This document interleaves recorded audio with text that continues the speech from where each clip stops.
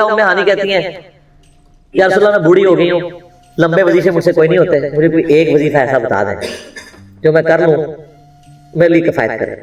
سر جو وظیفہ پھر لیا ہے نا مولا علی کی بہن نے، وہ ایسا وظیفہ ہے کہ مجھے ابھی تک اتنا تگڑا اور کوئی وظیفہ نہیں احادیث میں نظر آیا جس کی اتنی فضیلت ہو۔ آپ علیہ السلام نے فرمایا 100 دفعہ روزانہ سبحان اللہ پڑھ لیا کرو، تمہیں 100 غلام آزاد کرنے کا ثواب ملے گا۔ سر روزہ اگر آپ توڑ بیٹھے تو ایک غلام آزاد کرنا پڑتا ہے، تو 100 روزوں سے بھی کے برابر، یہ آپ سمجھ لیں۔ 100 دفعہ الحمدللہ پڑھ لیا کرو، تمہیں 100 گھوڑے اللہ کی راہ میں جہاد کے لیے بھیجنے کا ثواب ملے گا۔ 100 دفعہ اللہ اکبر پڑھ لیا کرو، تمہیں 100 اونٹ اللہ کی راہ میں بھیجنے کا، قربان کرنے کا، نہر کرنے کا ثواب ملے گا۔ 100 اونٹ، سر ایک اونٹ کی قیمت آلموسٹ 2-2.5 لاکھ ہے، کروڑوں روپے کا وظیفہ ہے جی، ملینز آف ڈالرز کا یہ وظیفہ ہے فری میں۔ اور 100 دفعہ لا الہ الا اللہ پڑھ لیا کرو، یہ زمین و آسمان کے درمیان جتنا فاصلہ ہے اس کو ثواب سے کھاتا ہے۔ سب لا الہ الا اللہ کے پھر برابری کون کر سکتا ہے؟ وہ حدیث بطاقہ ہے نا، کاغذ کے پرزے والی حدیث جامع ترمذی میں، کہ ایک شخص کے 99 دفاتر گناہوں کے کھولے جائیں گے اور نامہ مال تل رہا ہوگا تو اللہ تعالیٰ فرمائے گا میں کسی کے ساتھ ناانصافی نہیں کرتا۔ دوسری طرف ایک کاغذ کا ٹکڑا ڈالا جائے گا جس پہ لا الہ الا اللہ لکھا ہوگا۔ وہ شخص کہے گا یہ ایک ٹکڑا کیا کر سکتا ہے، بس وہ رکھنے کی دیر ہوگی، وہ پڑھنا بھاری ہو جائے گا۔ اللہ کے نام سے تو وزنی کوئی چیز نہیں ہو سکتی، اسے کہتے ہیں کاغذ کے پرزے والی حدیث، اس کے لیے جنت کا حکم ہو جائے گا۔ لا الہ الا اللہ کا مقابلہ نہیں ہے۔ تو یہ 4 وظیفے ہیں، سبحان اللہ، الحمدللہ، اللہ اکبر، لا الہ الا اللہ۔ یہ اتنا محبوب وظیفہ ہے کہ جو سنن ابی داؤد میں، جامع ترمذی میں صلاۃ و تسبیح والی حدیث ہے، اس میں 300 دفعہ کون سے کلمات پڑھے جاتے ہیں؟ یہ سبحان اللہ والحمدللہ ولا الہ الا اللہ واللہ اکبر، بس اتنا ہی پڑھنا ہوتا ہے۔ یہ ولا حول ولا قوت الا باللہ کی حدیثیں الگ سے ہیں، لیکن صلاۃ و تسبیح میں اتنا ہی پڑھنا ہوتا ہے، چاروں کلمات۔ حتیٰ کہ صحیح مسلم میں حدیث ہے، نبی علیہ السلام نے فرمایا یہ 4 کلمات مجھے ہر اس چیز سے بڑھ کر محبوب ہیں جن پہ سورج طلوع ہوتا ہے، یعنی دنیا اور جو کچھ دنیا کے اندر ہے اس سے بڑھ کر مجھے یہ چیز محبوب ہے کہ میں یہ 4 کلمات کہہ لوں، سبحان اللہ والحمدللہ ولا الہ الا اللہ واللہ اکبر۔ اور صحیح مسلم کی ایک اور حدیث ہے کہ نبی علیہ السلام نے فرمایا اللہ تعالیٰ کو اس سے بڑھ کر کوئی اور کلمات محبوب نہیں ہے، اور یہ حصہ بخاری میں بھی ہے اس کا، اور اس میں اللہ تعالیٰ کی طرف سے کوئی پابندی نہیں ہے، تم ان کی ترتیب بھی بدل سکتے ہو، یعنی سبحان اللہ کے بعد آپ اللہ اکبر پڑھ لیں، پھر لا الہ الا اللہ، کوئی فرق نہیں ہے۔ یہ ایک اوپن چیز ہے، آپ یوں بھی کر سکتے ہیں کہ پہلے 100 دفعہ پڑھ لیں سبحان اللہ سبحان اللہ سبحان اللہ، الحمدللہ الحمدللہ الحمدللہ، اللہ اکبر اللہ اکبر، پھر را کو پھر لام سے ملائیں گے، اللہ اکبر اللہ اکبر اللہ اکبر، لا الہ الا اللہ لا الہ الا اللہ لا الہ الا اللہ۔ اور یوں بھی پڑھ سکتے ہیں، وہ زیادہ بہتر ہے، سبحان اللہ والحمدللہ ولا الہ الا اللہ واللہ اکبر، کیونکہ اکبر پہ وقت کریں گے، ورنہ یہ سبحان اللہ تو الحمدللہ ہی پڑھ نہیں سکتے آپ، کیونکہ الحمدللہ الحمدللہ الحمدللہ بنے گا کنٹینیوس، جیسے اللہ اکبر اللہ اکبر اللہ اکبر، تو وقت کرنا پڑے گا سوائے سبحان اللہ کے۔ سبحان اللہ یہ تو پڑھ سکتے ہیں، لیکن الحمدللہ کو الحمدللہ الحمدللہ وقت کرنا پڑے گا۔ اللہ اکبر اگر ملائیں گے تو اللہ اکبر اللہ اکبر، را کو لام سے، تو اس کی بجائے اتنی مشکل میں نہ پڑھیں، سبحان اللہ والحمدللہ ولا الہ الا اللہ واللہ اکبر، ایک تسبیح پڑھ لیں، 4 وظیفے 100 دفعہ ہو جائیں گے، کیونکہ نبی علیہ السلام اجازت دے دی ہے نا، آگے پیچھے دائیں میں کچھ بھی کر سکتے ہو، اور یہ ترتیب تو صلاۃ تسبیح میں موجود ہے۔ نبی علیہ السلام نے کلمات پڑھے بھی ہیں۔ آپ کو پتہ ہے تبلیغی جماعت والے 3 وظیفے بتاتے ہیں، ویسے بڑی سمجھداری سے ہی کسی نے وہ ڈیوائس کیے ہیں، 100 دفعہ وہ یہ بتاتے ہیں سبحان اللہ والحمدللہ ولا الہ الا اللہ واللہ اکبر، وہ ساتھ وہ بتاتے ہیں ولا حول ولا قوت الا باللہ، وہ بھی پڑھ سکتے ہیں، وہ بھی صحیح بخاری میں رات کو اٹھتے وقت کی دعا ہے، العلی العظیم تک بھی پڑھ سکتے ہیں، وہ ابن ماجہ میں موجود ہے۔ میرا ایک یوٹیوب پہ کلپ ہے 6 کلموں کا ثبوت، تو میں نے بتایا 4 کلمے ثابت ہیں، 2 مولویوں کے لکھے ہوئے ہیں آخری والے جو، تو بلکہ وہ میرا بیٹا تو وہ اس کے وہ کورس میں آیا تو اس نے 2 یاد ہی نہیں کیے، تو اس کو ماں کہہ رہی یاد کرو، کہتی ثابت، وہ کہتے ثابت ہی نہیں ہے تو کیوں سارے یاد کریں۔ ہم ریکویسٹ کریں گے، ہمارے پاس بھی وہ کورس اسلامیات کا جو ہے نا اس کو ریویو کرنے کے لیے بھیجا ہوا ہے ہماری اکیڈمی میں انہوں نے، تو ہم اس میں ان کو ریکویسٹ کریں گے کہ یہ آخری 2 کلمے نکال دیں، پہلے 4 کلمے ثابت ہیں. وہ تو ثابت ہی نہیں ہے، تو خام خواہ لوگوں کو آپ رٹا رہے ہیں. الٹا جن لوگوں کی شادی ہونے والی ہوتی ہے وہ بیچارے ٹینشن میں پڑے ہوتے ہیں 6 کلمے یاد کرنے کے، حالانکہ کلمے کے ساتھ کوئی تعلق نہیں اس کے. تو یہ جو صراط التسبیح کے اندر بھی پڑھا جاتا ہے، لیکن لا حول ولا قوت الا باللہ نہیں ہو تو لادہ سے بخاری مسلم میں حدیث ہے کہ جنت کے خزانوں میں سے ایک خزانہ ہے لا حول ولا قوت الا باللہ. تو آپ پڑھنا چاہتے ہیں ضرور پڑھیں. اس میں وظیفے کے طور پہ آپ پوری تسبیح اس کی پڑھ رہے ہیں. ویسے تو تبلیغ جماعت والے یہ بتاتے ہیں 100 دفعہ درود شریف بتاتے ہیں، 100 دفعہ استغفار بتاتے ہیں. بہت انٹلیکچوئل چیز ہے. یہ وظیفہ اتنا کمال ہے کہ آپ کے ہر فرض نماز کے بعد یہ وظیفہ نبی علیہ السلام نے مشروع کیا ہے. مسلم شریف میں حدیث ہے ہر فرض نماز کے بعد یہ وظیفہ پڑھنے والا کبھی نامراد نہیں جاتا. 33 دفعہ سبحان اللہ، 33 دفعہ الحمدللہ اور 34 دفعہ اللہ اکبر.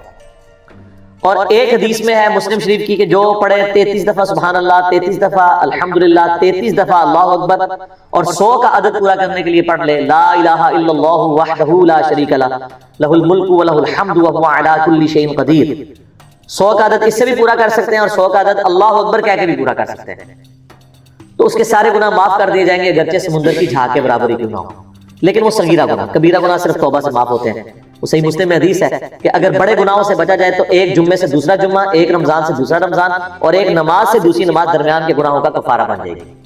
لیکن جو نماز ہی نہیں پڑھتا تو جمعہ پڑھتا رہے تو وہ تو بڑے گناہوں سے نہیں بچا ہوا نا. مسلم شریف میں حدیث ہے بندے کے کفر اور اسلام کے درمیان فرق نماز ہے.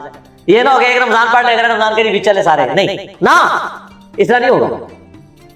تو یہ وظیفہ اتنا کمال ہے، بخاری مسلم دونوں میں حدیث ہے. کچھ غریب صحابہ حضور کے پاس ہے، یا رسول اللہ ہر مقابلے میں ہم برابری کر لیتے ہیں امیر اصحاب کی.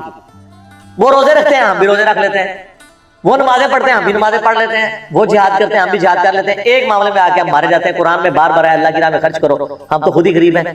تو آپ ہمیں کوئی اس کا حل تجویز کریں. تو آپ فرمایا میں تمہیں ایک ایسی چیز بتاتا ہوں کہ تم ان کی برابری کر لو گے. تم ہر فرض نماز کے بعد 33 دفعہ سبحان اللہ، 33 دفعہ الحمدللہ، 34 دفعہ اللہ اکبر پڑھ لیا کرو. یہ بخاری مسلم دونوں میں. کچھ دنوں کے بعد پھر وہ حاضر ہوئے، یا رسول اللہ وہ تو امیر صاحبہ کو بھی پتہ چل گیا، وہ بھی یہی کچھ پڑھ رہے ہیں. اب ہم کیا کریں؟ تسی تک لو جناب، تسی گرین کارڈ دے تے بلو کارڈ دے چکری پہ ہو دنیا دے، آخرت کے نہیں. صحابہ کرام آخرت کے بلو اور گرین کارڈ کی بات کرتے ہیں. تو نبی علیہ السلام مسکرائے، آپ نے فرمایا ذالک فضل اللہ یؤتی من یشاء. یہ اللہ کا فضل ہے، میں تو اللہ کا فضل نہیں روک سکتا. ٹھیک ہے. تو ظاہر گیون سرکمسٹانسز اللہ کے دیے ہوئے ہیں، اس کے اندر آپ بیسٹ پرفارم کرنے کی کوشش کریں. اللہ کے فضل کو تو کوئی روک نہیں لگا سکتا. کوئی یہ نہیں کہہ سکتا کہ جی وہ یعنی تیرے ہوتے جنم لیا ہوتا کیوں نہیں ہوا. ہو سکتا ہے بجا نہیں ہوتا. تو جس حال میں اللہ نے رکھا ہے اسی کو آپ دیتے ہیں. اس طرح کی کئی احادیث ہیں جو ان وظیفوں کو سپورٹ. اچھا مسلم شریف میں ایک حدیث میں یہ بھی آیا کہ 10 دفعہ سبحان اللہ، 10 دفعہ الحمدللہ اور 10 دفعہ اللہ اکبر. اگر کسی پاس ٹائم تھوڑا ہے نا تو فرض نماز کے بعد یہ بھی پڑھ سکتا ہے. 10 دفعہ بھی وظیفہ یہ والا کیا جا سکتا ہے. ایک بڑی دقت انگیز حدیث ہے. ہمارے یوسف بھائی نے اس پہ کلپ بھی بنایا ہے صفین کی راتوں میں. بخاری مسلم دونوں میں حدیث ہے. مولا علی علیہ السلام خود روایت کر رہے ہیں. وہ کہتے ہیں کہ نبی علیہ السلام کو جب اللہ نے کشادگی دی، کچھ غلام آپ کو گفٹ ملے، تو میں نے فاطمہ سے کہا کہ تم پورا دن گھر کی صفائی کرتی ہو، چکی چلاتی ہو. اس کی وجہ سے ان کے ہاتھ پہ بھی نشان بن گئے تھے. اس طریقے سے سامان اٹھا کے لاتی تھی تو رسی کے نشان یہاں پڑے ہوئے تھے. تو نبی علیہ السلام سے جا کے جو ہے وہ ایک غلام ڈیمانڈ کر لیتے ہیں جو ہمیں ذرا ہیلپ آؤٹ کر دے گا. جب سب کو مل رہا ہے تو ہمیں بھی مل جائے گا. تو سیدہ فاطمہ حاضر ہوئی. یہ حدیث بخاری میں بھی ہے مسلم میں.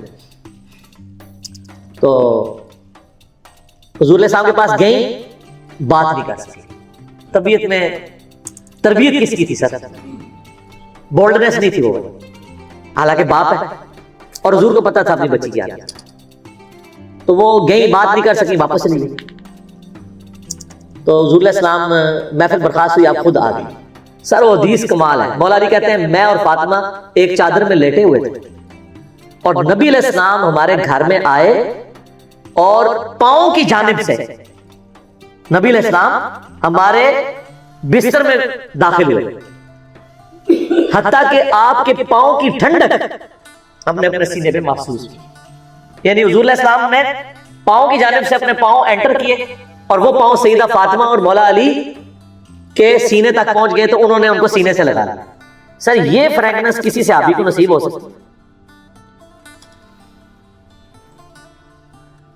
تو آپ نے فرمایا وہ فاطمہ تم آئی تھی کوئی کام تھا؟ سیدہ فاطمہ سے پھر بھی بات نہیں نکلی. حضرت علی کہتے ہیں میں نے نا پھر کہا یا رسول اللہ وہ میں نہیں بھیجا تھا, پورا دن کام کرتی ہے. آپ کی بیوی کہتی ہے ہماری کوئی ذمہ داری نہیں ہے.